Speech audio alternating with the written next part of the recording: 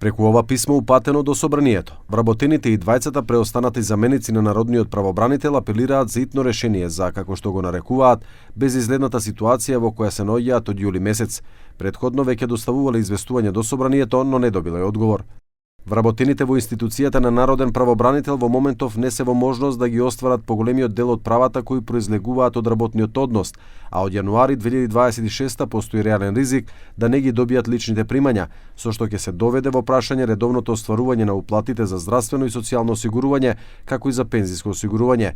По овие причини оправдано го поставуваме прашањето дали државата има потреба од таква институција. На прашањето за ова, председателот на собранието Африм Гаши го истакна значењето на институцијата народен правобранител, особено сега пред повторените избори на 11 јануари, и ги повика пратеничките групи да покажат политичка волја. Што се однесува до процедурата и до собранието, ние сме направиле се таа да тече нормално, но сме затекнати со политичката волја на политичките партии.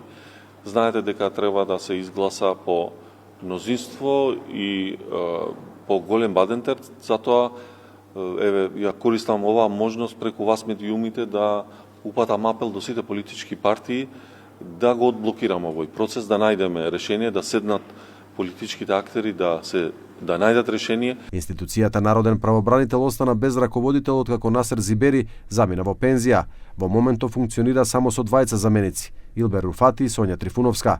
Народниот правобранител се избира и се разрешува од собранието.